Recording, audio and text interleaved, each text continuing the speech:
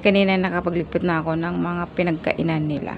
1K na tayo guys. So umabot na ako ng 1K. Ang tagal ko rin itong inantay. Dito kami sa market guys.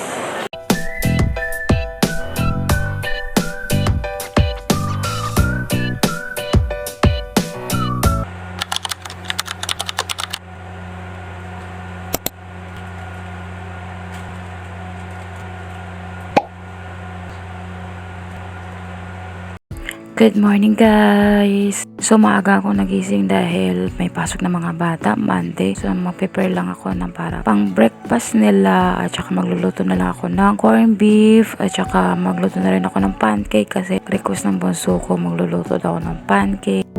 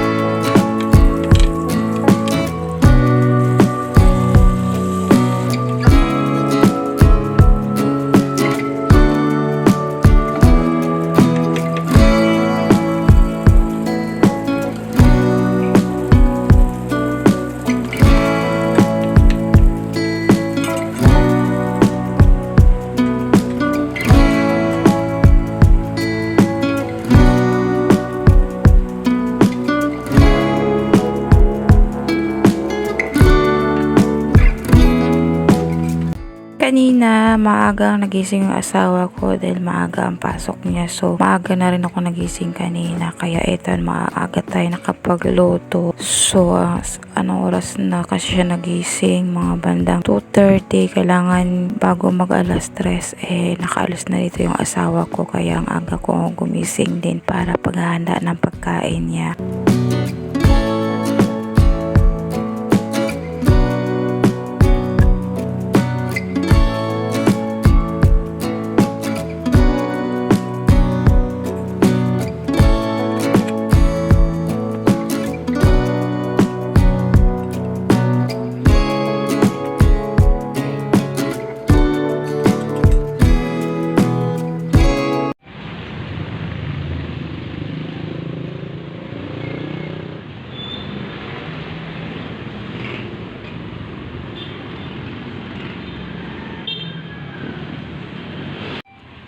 Sige, lakad be.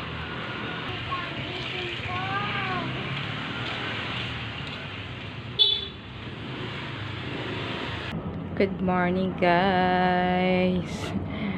Eto, nakauwi na ako ng bahay at nagpapahinga lang ako guys kanina. Pero kanina pa ako umuwi, mga 6:30.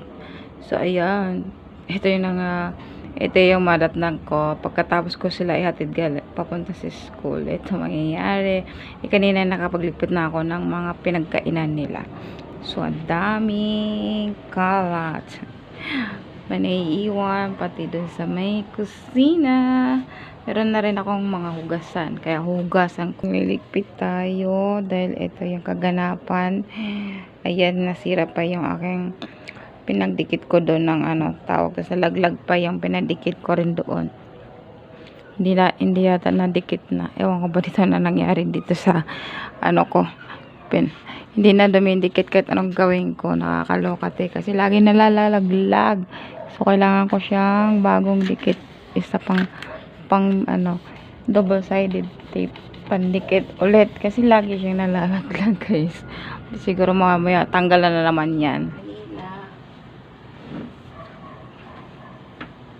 ginagawa ko pag sa umaga dahil hanggang mamaya-maya ay 9:30 kailangan kong bumaba 9:30. So susunduin ko yung buso ko ay dumaan yung aeroplano kayo. Ito yung gagawin natin mamaya di magliligpit at saka yung mga gagawin dito sa bahay. Ulit lamang gagawin guys kasi gawa ng ano. Dito naman din ako sa bahay, hindi naman ako pala alis din. Tsaka ano, lalabas lang kami pag may budget kami, ayun lang. So mamaya din lalabas din kami. Meron kaming bibilhin. So magse-celebrate kami ng konti lamang handa kasi celebrate lang namin yung namin. Naka 1K na tayo guys. So umabot na ako ng 1K. Ang tagal ko rin tong inantay dahil siguro matagal na ako nag-vlog. Siguro mga pandemic. Nag-start ako ng pandemic ng vlog Kaya lang, yung nagkasakit yung asawa ko, hinto kasi gawa na, ang dami namin pinagdaanan, tapos namuwi kami ng Cebu, tapos ang payat pa ng asawa ko, nagkaroon kami ng problema, tapos nasunog pa yung bahay namin. Dami namin pinagdaanan. So, nahinto ako ng pag-vlog. Nag-start talaga ako nag-vlog. Pandemic siya, guys. So, ayun, yung umuwi kami ng Cebu, siguro yung, doon ako nahinto sa pag-vlog yung 2022, 2021, parang ganun guys, 2022. So, ayun, nahinto ko siya kasi kailangan kong kumayod kasi yung asawa ko hindi makapasok sa trabaho dahil nagkasakit siya noong time na yon, tapos kailangan niya magpagaling. So, kailangan ako muna magtrabaho ng time na yun. Kaya yung bumalik siya dito sa Maynila. Nauna siya noon, tapos sumunod kami noong time na yon, 2023, 2023 bago mag-24. 2023, bumalik kami dito sa Maynila. Tapos, yun, doon ako nag-start ulit mag-vlog 2023. So, wala pong gaanong subscribers nun guys. So, hirap talaga akong i-reach yung 1K subscribers. So, may dumadaan yung aeroplano. Mamaya, dumadaan yung aeroplano. So, ayun, nag-start ako ulit ng 2023. Sa Facebook ako nag-start. So, kaya lang, sa Facebook ako nag-start nag-vlog ulit. Nahihirapan din ako sa followers kasi kailangan mo sa Facebook kailangan makabot ka ng 5,000 followers. Ang hirap yun i-reach guys. Nakakaloka. Hindi katulad dito sa YT madali lang siya. 1,000 subscribers. So ngayon umabot ako ng 1,000 subscribers. Thank you so much po sa lahat. Thank you so much po. Nakaabot talaga ako ng 1,000 subscribers. Talagang pinag-anohan ko to guys. Talagang ipinupush ko to na maabot ko to. Kasi ang tagal ko talaga itong inantay na makaabot ako ng 1,000 subscribers. Kaya, ayun, ang saya-saya ko. So, ngayon, magsiselebrate kami na maghanda lang kami ng cake at saka pansit. At least, ang saya ko talaga. Kasi, alam mo yung tipong pinangarap ko lang na maabot ko yung 1,000 subscribers. Tapos, antayin ko na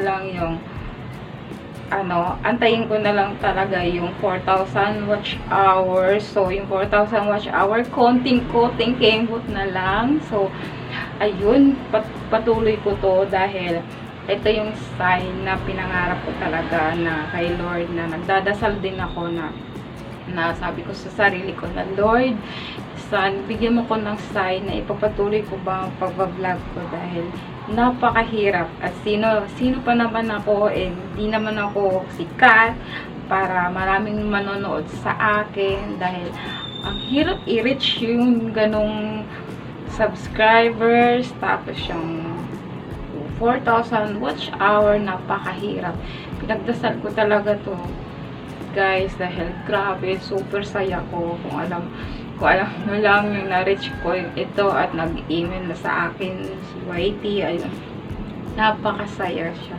So, ayun, sa-celebrate ko yun mamaya yung aking 1,000 subscribers, kaya congrats to me! So, ngayon ako maglilinis muna dahil anong oras na? 7:15. Dahil kailangan ko matapos yung gagawin ko dito sa bahay. Dahil kailangan 9:30 makababa na ako dahil 9:45 ang uwian ng bunso ko. So, bago ako magbaba, ako yung makapagsaing na rin at saka magpaglinis dito sa loob ng bahay. Dahil pag uwi mamaya, pag uwi dito mamaya yung bunso ko, wala naman. Siya na naman asikasuhin ko. So, let's go!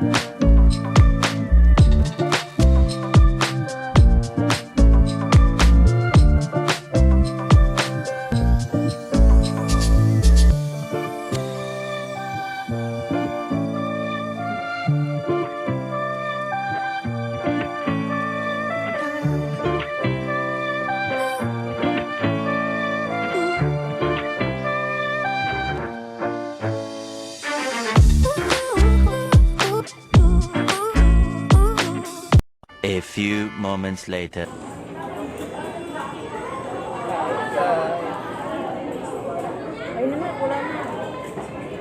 Nandito pala kami sa market guys. Kumain na lang kami dito sa McDo guys. Dito na lang kami kumain. Hindi na ako nakapagluto dahil napapagod na rin ako at saka gabi na rin.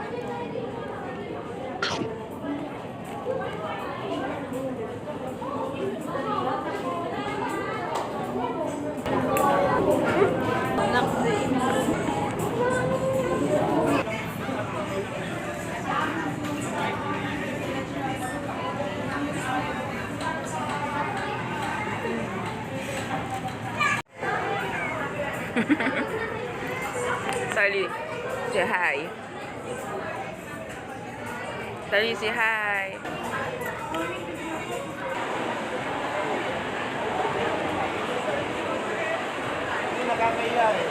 Dito kami sa market guys. Department store? Bebe. Hawak ka, be. Daming tao, be. Friends. Okay. Ina mo. Basic. Saan ka direksyon pupunta? Tamang direksyon. Mama, dali mo.